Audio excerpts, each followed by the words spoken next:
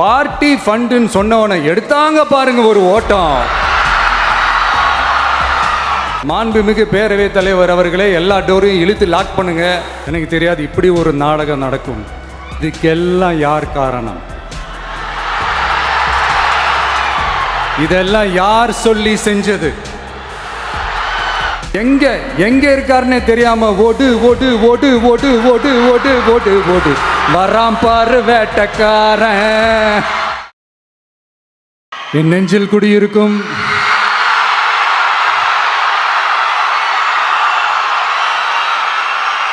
கரூர் சொந்தங்கள், உங்கள் அனைவருக்கும் என்னுடைய வணக்கம். ஒரு மனுஷன் லைஃப்பில் எவ்வளோ பெரிய ஒரு உயரத்துக்கு போனாலும் மனசளவில் சில வலிகள், காயங்கள், அதை மறக்க முடியாது இல்லையா? எல்லார் லைஃப்லேயும் அப்படி தான், நமக்கும் அப்படி தான். நிறையா வலிகள், காயங்கள் எல்லாத்தையும் தாண்டி தான் வந்திருக்கிறோம். ஆனால் எல்லாத்தையும் விட ரொம்ப ஜாஸ்தியான அந்த வலியும் அந்த காயமும் எனக்கு அந்த கரூர் சம்பவம் தான்.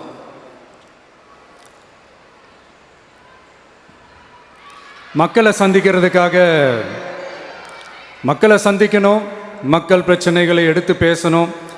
அதுக்காக தான் அந்த மக்கள் சந்திப்பு பயணத்தை தொடங்கி திருச்சி, அரியலூர், நாகப்பட்டினம், திருவாரூர், நாமக்கல், கரூர் அப்படின்னு சொல்லிட்டு போயிட்டுருந்தோம். அரியலூரில் அந்த மீட்டிங் முடிச்சுட்டு பெரம்பலூர் போகிறதுக்கு முன்னாடி அந்த பெரம்பலூர் போலீஸ் எங்களை அலர்ட் பண்ணாங்க. சரிங்க, கூட்டம் கொஞ்சம் ஜாஸ்தியாக இருக்குது, லேட் ஆகிடுச்சு, வராதிங்க அப்படின்ட்டு. So we had no choice. Police சொன்னால் நம்ம அதை ஒபே பண்ணி தானே ஆகணும். அதே நேரத்தில் பெரம்பலூர் மக்களோட அந்த சேஃப்டியும் மைண்டில் எடுத்துக்கிட்டு ஒரு மன வலியோடவே திரும்ப போயிட்டோம். அதுக்கப்புறம் பெரம்பலூர் தொகுதி மக்களுக்கு மன்னிப்பும் கேட்டோம். அதே மாதிரி நாமக்கல் அந்த மீட்டிங் முடிச்சுட்டு கரூர் வரும்போது அந்த கரூர் போலீஸ் எங்களை அலர்ட் பண்ணியிருக்கலாம்ல.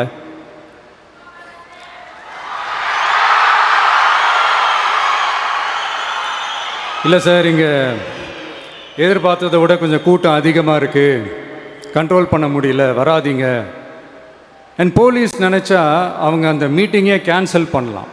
ஏதோ தப்பாக இருக்குது, ஏதோ தப்பாக தோணுது அப்படின்னு நினச்சிட்டாலே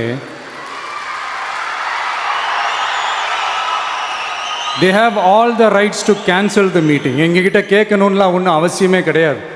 ஆனால் அதையெல்லாம் எதுவுமே செய்யாமல் அந்த ஹைவேலிருந்து அந்த ஸ்பாட்டுக்கு போலீஸே எங்களை உள்ளே கூட்டிகிட்டு வந்து விட்டு அந்த நாடகம்லாம் இருக்குது பாருங்கள்.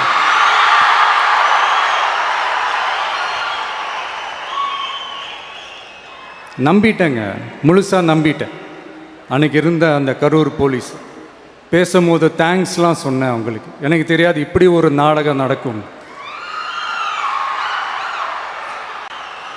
இதுக்கெல்லாம் யார் காரணம்? இதெல்லாம் யார் சொல்லி செஞ்சது?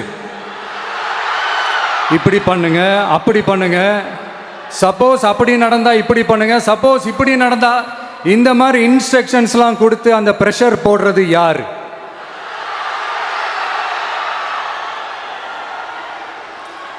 அந்த சம்பவத்தில் நம்ம யாரெல்லாம் இழந்திருக்கோம் தெரியுமா? ஒரு டிவியில் என் படமோ பாட்டோ வந்துச்சுன்னா, அம்மா விஜய் மாமா, அம்மா விஜய் மாமா அப்படின்னு சொல்லி அவங்க அம்மா கிட்ட சிரிச்சுக்கிட்டு அந்த டிவி ஸ்க்ரீனை போய் தொட்டு முத்தம் கொடுத்துக்கிட்டு என் அக்கா தங்கச்சிங்களோட தங்க பிள்ளைகளை இழந்திருக்கோம்யா. மழலை கூட சரியா வராதப்போ ஒரு பேப்பர் மேகசினில் என் ஃபோட்டோவை பார்த்தா அது சிரிச்சுக்கிட்டு அந்த கள்ளங்கபடம் இல்லாத அந்த சிரிப்பு, அந்த கடவுள் மாதிரி இருக்கிற அந்த பச்சை பிள்ளைங்களை இழந்திருக்கோம்யா. என் அக்கா தங்கச்சி, அண்ணன், தம்பி, குடும்ப உறவுகளை இழந்து அந்த வலியோட இருக்கிற என்ன நீங்கள் ஏளனமாக பேசுகிறீங்களா? என் மேலே பழியை தூக்கி போடுறீங்களா? இப்படி ஒரு சம்பவம் நடந்துருச்சு. இது ஏன், எதனால், அதுக்கான பின்னணி என்னன்ட்டு அந்த வலியோட வீட்டில் உட்கார்ந்துட்டு இருக்கிறேன். ஓடி ஒளிஞ்சிட்டான்னு வர சொல்கிறீங்களா? வாயின்னு முன்ன இருந்தால் என்ன வேணாலும் பேசுவீங்களா?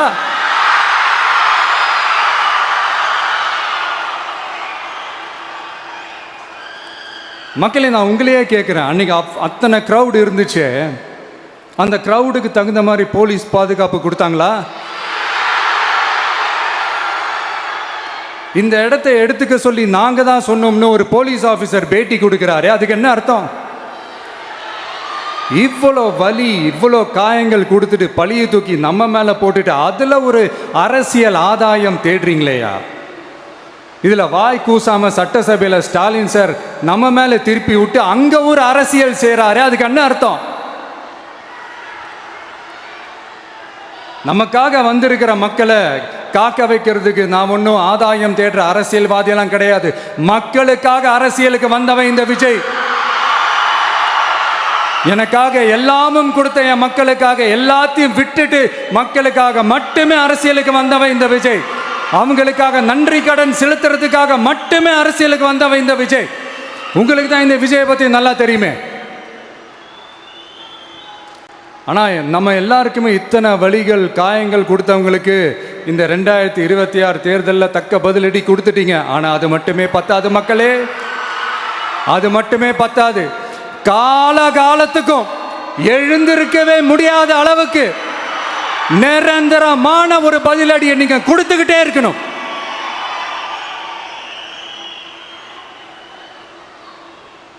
இப்படிலாம் பண்ணா நான் மக்களை விட்டு ஓடிடுவேன் நினைப்பா? யார் என்ன ஓடினாலும் நான் மக்களை விட்டுலாம் ஓட மாட்டேன். அன்னைக்கும் சொன்னேன், இன்னைக்கும் சொல்றேன், நாளைக்கும் சொல்றேன், தில்லா சொல்லுவேன், கெத்தா சொல்லுவேன். பணமா ஜனமா அப்படின்னு கேட்டா என் ஜனம் தான் எனக்கு முக்கியம்.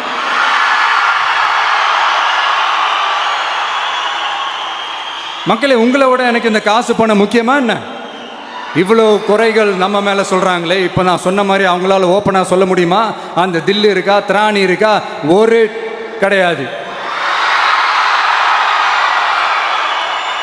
ஆனால் நம்ம மக்கள் அமைச்சு கொடுத்த நம்ம அரசை குறைகள் மட்டும் டிசைனா மாடலாக குறைகள் மட்டும் சொல்லுவாங்க. ஒவ்வொரு டிபார்ட்மெண்ட்லேயும் அந்த பார்ட்டி ஃபண்ட், அந்த கட்சி நிதின்ற பேரில் அடிக்கிற கொள்ளையெல்லாம் இந்த தீய சக்தியாக இருக்கட்டும், தீந்து போன சக்தியாக இருக்கட்டும், ரெண்டு பேரும் மாறி மாறி இதே தான் செஞ்சிட்டு இருக்கிறாங்க. இதில் ஒரு ஹைலைட் காமெடி என்னன்னா, சட்டசபையில் பேசும்போது பார்ட்டி ஃபண்டுன்னு தான் சொன்னேன். அது எந்த பார்ட்டி, என்ன ஃபண்டு, யாரு, என்ன பேரு, எதுவுமே சொல்ல.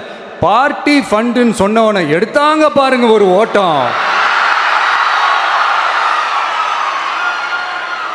எனக்கே ஃபர்ஸ்ட் புரியல, ஏன்பா ஓடுறாங்க? அப்படி என்ன நம்ம இப்போ சொல்லிவிட்டோம்?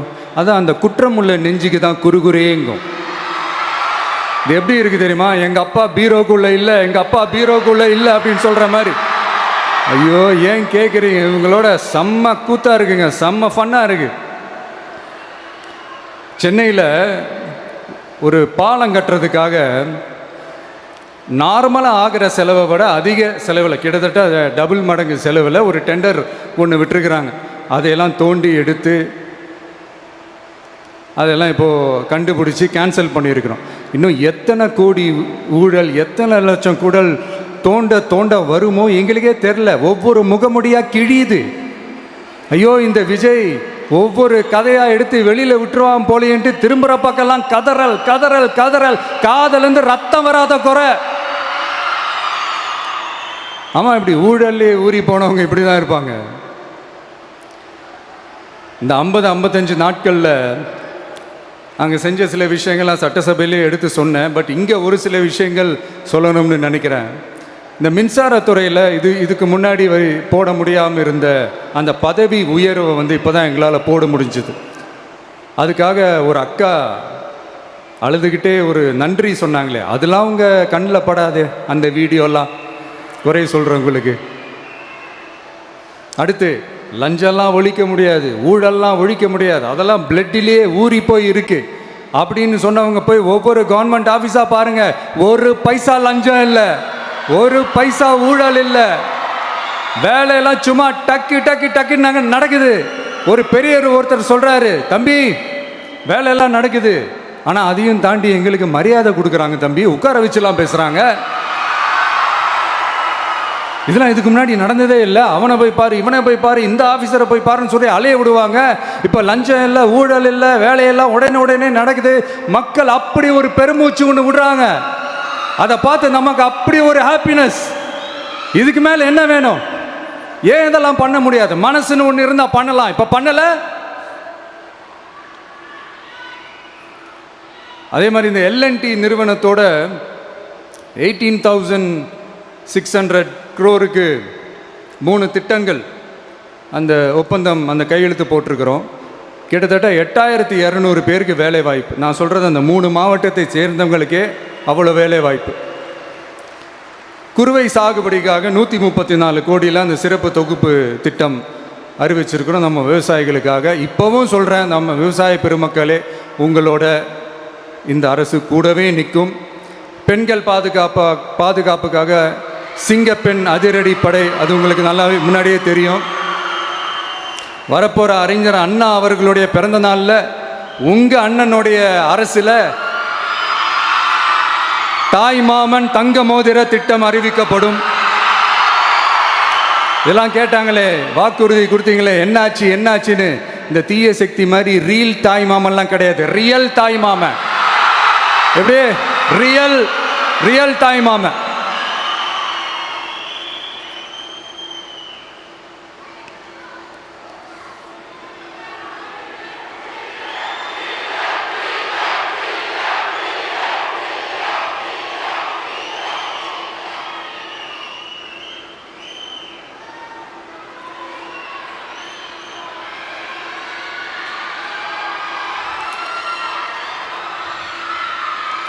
இந்த தீய சக்தியை பற்றி,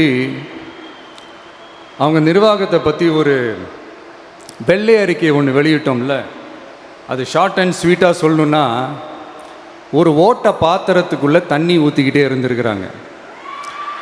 பாத்திரம் எம்டியாகவே இருந்திருக்கு, ஆனால் ஊற்றின தண்ணி தான் எங்கே போச்சுன்னு தெரில. கடவுளுக்கு தான் வெளிச்சம். அது மாதிரி இப்போ நம்ம சொன்னதெல்லாம் சும்மா ஒரு சாம்பிள் தான். இன்னும் வரப்போகிற நாட்களில் உங்கள் அரசனுடைய அந்த விஸ்வரூபத்தை நீங்கள் பார்ப்பீங்க. அடுத்து வாயத்தொடங்க சிஎம்.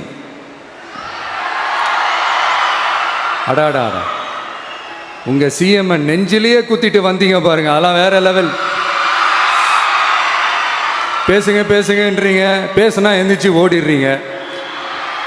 இனிமேல் பேச ஆரம்பிக்கிறதுக்கு முன்னாடி என்ன பண்ணணும் அப்படின்னா, ஒரு நண்பர் ஒருத்தர் சொன்னார், மாண்புமிகு பேரவைத் தலைவர் அவர்களே, எல்லா டோரையும் இழுத்து லாக் பண்ணுங்க அப்படின்னு சொல்லிட்டு தான் பேச்ச ஆரம்பிக்கணும் போல் இருக்கு. ஏன்னா பேசிக்கும் போதே எந்திரிச்சு ஓடிடுறாங்க. 5 நிமிஷம் பேசினதுக்கே குளத்தூர்ல கொத்து பரோட்டா போட்டாங்க. இதுக்கு மேலே பேசினா மொத்தமாக முடிஞ்சிடும். பார்த்துக்கங்க. நாம் அரசியல் பேசினா விஜயெல்லாம் அரசியல் பேசலாமா அப்படிங்கிறது. சரிப்பா, நமக்கு எதுக்கு வம்பு, நம்ம பாட்டுக்கு நம்ம வேலையை பார்ப்போம், எதுக்கு அவங்கள பற்றி பேசிக்கிட்டு அப்படின்னு இருந்தால் விஜய்க்கு அரசியலே பேச தெரில அப்படிங்கிறது. இப்படியே மாறி மேகதாது அணையை பற்றி என்ன தெரியும், விஜய் அதை பற்றி பேசலை. இப்படி நம்ம அரசியலுக்கு வந்ததுலேருந்தே ஒரு கூட்டம் குறை மேலே குறையா சொல்லிக்கிட்டு, பாட்டுக்கு பாட்டு கச்சேரி எங்களுக்கும் பண்ண தெரியும், பண்ணலாமா? இந்த மேகதாது அணை சம்பந்தமான அந்த வழக்கில் தமிழ்நாட்டோட பெட்டிஷனை சுப்ரீம் கோர்ட் எப்போ ரிஜெக்ட் பண்ணிச்சு? அப்போ யார் ஆட்சியில் இருந்தா? ஏன் ஒழுங்காக வாதாடல? நீங்கள் ஒழுங்காக வாதாடி இருந்தீங்கன்னா அதை ரிஜெக்ட் பண்ணியிருக்க மாட்டாங்கல்ல. ஏன் ஸ்டாலின் சார் வேணும்னே விட்டுட்டாரா? ஏன் இப்படிலாம் கேள்வி கேட்கலாமா? இப்படிலாம் கேள்வி கேட்டால் தான் மேகதாது அணையை பற்றி பேசுனதா அர்த்தமா? ஏன் அந்த ஸ்டேட்டு சிஎம் பேசுகிறாரு, நீங்கள் ஏன் பேசலை அப்படின்னா, நம்ம ஸ்டேட்டோட உரிமையை எங்கே நிலைநிறுத்தணுமோ அதுக்காக வேலை பார்க்குறது மட்டும்தான் முக்கியம். சும்மா சவால் விட்டுக்கிட்டு சீண்டி பார், நான் யார் தெரியுமா, தொட்டு பார், இப்படிலாம் பேசிக்கிட்டு இருந்தால் வேலைக்கு ஆகாது. சும்மா பேசி பிரச்சனையை வளர்த்துக்கிட்டு யார் மேலே அது பழியை தூக்கி போட்டுட்டு அப்புறம் மக்களை அம்போன்னு தெருவில் விட்டுட்டு இப்படி தான் ஒரு அரசியல் பண்ணணும்னா அந்த அரசியல் நமக்கு தேவையும் இல்லை, அதை நம்ம செய்யவும் போகிறதில்ல. Talk less work more mode தான், அதுதான் நம்ம பாலிசியே. அதனால தான் சட்டசபையில் அந்த அரசினர் தீர்மானம்னு சொல்லி ஒன்று கொண்டு வந்தோம். அது எப்படி டு டேக் இட் ஃபார்வர்ட், எப்படி கொண்டு போகணுமோ அதை சரியாக செய்வோம். சென்ட்ரல் கவர்மெண்ட்லேருந்து அந்த டீலிமிட்டேஷனை திரும்ப கொண்டு வர போகிறதா ஒரு பேச்சு ஒன்று அடிபடுது. யார் என்ன டீலிமிட்டேஷன் கொண்டு வந்தாலும் தமிழ்நாடு அது ஒத்துக்காது. நமக்கான இடத்த யாரும் பறிக்கவும் முடியாது, அது பறிக்கவும் விட மாட்டோம்.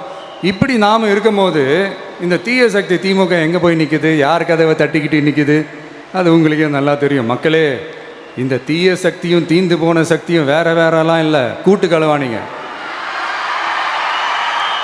சொல்ல முடியுமா அவங்களால? எங்களுக்குள்ள ஒட்டும் இல்லை, உறவும் இல்லை, அறிவிக்க முடியுமா, நிரூபிக்க முடியுமா? இந்த வரப்போகிற இடைத்தேர்தலில் அதை நிரூபித்து காட்டுங்க, அப்புறமா பேசுங்க. மக்களை, என் மனசை விட்டு கரூர் எப்பவும் நீங்கவே நீங்காது. நமக்கு ஏற்பட்ட வேதனையான சம்பவத்தை, நமக்கு எதிராக நடந்த சதிய சூழ்ச்சியை இனி வர்ற ஜென்ரேஷனும் அவங்களுக்கு தெரியப்படுத்தணும்ல. அதுக்காகவே இனி ஒரு அரசியல் சதிய, அரசியல் சூழ்ச்சியை யாரும் யோசிக்கவே கூடாதுன்றதுக்காகவே கரூரில் ஒரு நினைவு சின்னத்தை நம்ம டிவிகே சார்பாக அமைக்கப்படும் அப்படின்றத அறிவிக்கிறோம். அப்புறம் கரூர்லேருந்து ஒட்டுமொத்த தமிழ்நாட்டு மக்களுக்கும் சொல்கிறேன், உங்கள் டிவிகே அரசு உங்களுக்காகத்தான் உழைக்கும். அடிப்படை வசதிகளை முதல்ல நிறைவேற்றணும். ஒரு பக்கம் நிதி நிலைமையை சரி செஞ்சுக்கிட்டே, இன்னொரு பக்கம் அப்படியே நாம் சொன்னதில் ப்ரையாரிட்டி பார்த்து ஒவ்வொன்றா படிப்படியாக நிறைவேற்ற ட்ரை பண்ணுவோம். இது எப்பவும் உங்களுக்கான அரசாக தான் இருக்கும். இந்த விஜய் உங்கள் விஜயாக தான் இருப்பான். நீங்கள் உரிமையோட உங்கள் கவர்மெண்ட்டை நீங்கள் அணுகலாம். இந்த தீய சக்தி ஆட்சி முடிஞ்சு பொட்டிக்குள்ளே போனதுலேருந்து என்னென்னமோ பண்ணுறாங்க, இது ஏதோ பேசுகிறாங்க, சோஃபாங்கிறாங்க, வாஷிங் மிஷினுங்கிறாங்க. இந்த அரசியல் வியாபாரம் பண்ணுறதுக்கான அந்த வெண்டிங் மெஷினே அவங்க தான். யார்? இந்த திமுக. இதில் நம்மளை பார்த்து வாஷிங் மிஷினுங்கிறாங்க. எலெக்ஷனில் ஓட்டுக்கு காசு கொடுக்குற அந்த கலாச்சாரத்தையே, அந்த கல்ச்சரை அடித்து நொறுக்கி இருக்கிறோம். எலெக்ஷன்லேயே அப்படி வேலை பார்த்த நமக்கு எதுக்கு இந்த குதிரை, கழுதை, ஒட்டக பேரெல்லாம்? மக்களின் பக்கம். அப்படி இருக்கும்போது நமக்கு எதுக்கு இந்த பேரெல்லாம்? இந்த திருட்டு திமுக ஆட்சியை வச்சுக்கிட்டு ஊரடிச்சு ஒலையில போட்டு இந்த கொள்ளையை அடித்ததுனால தான் உங்கள் கரூர் கம்பெனி ஓனர் ஒருத்தர் எங்கே இருக்காருன்னே தெரியாமல் ஓடு ஓடு ஓடு ஓடு ஓடு ஓடு ஓடு ஓடு வராம் பாரு வேட்டக்காரன் ஓடினே இருக்கிறாரு. இன்னொருத்தர் ஃபாரின்ல போய் ஒளிஞ்சுக்கிட்டார். ஃபாரின் ஸ்டாலின் சார்ன்னு நினச்சிட போறீங்க. அவர் இல்லை. எனக்கு எப்பவுமே ஸ்டாலின் சார் மேலே ஒரு தனி பாசம் ஒன்று உண்டு. அவர் கிடையாது, இவர் வேற. சிங்கப்பூருக்கு செக்கப்புக்கு போனார்ல அவர். இன்னும் தோண்ட எத்தனை பேர் மாட்ட போகிறாங்களோ தெரில. உங்ககிட்ட யாராவது லஞ்சம் ஏதாவது கேட்டாங்கன்னா கொடுக்க முடியாது சொல்லுங்கள், நான் இருக்கேன் உங்களோட. அப்படியே யாராவது ஃபோர்ஸ் பண்ணாங்கன்னா, இது எங்கள் மகன், எங்கள் புள்ள, எங்கள் அண்ணன், எங்கள் தம்பி, எங்கள் விஜய், எங்கள் விஜயோட ஆட்சின்னு ஸ்ட்ராங்காக சொல்லுங்கள். மக்களை, நீங்கள் கூட இருக்கும் போது லஞ்ச ஊழல் மட்டும் இல்லை, அதிகாரத்தை வச்சு ஆட்டம் போடுற யாராக இருந்தாலும் அடங்கிடுவாங்க. இந்த கடமை, கண்ணியம், கட்டுப்பாடுன்ட்டு ஒரு காலத்தில் கொள்கையோடு இருந்த கட்சியெல்லாம் இன்னைக்கு எப்படி இருக்கான்னு உங்களுக்கே தெரியும்.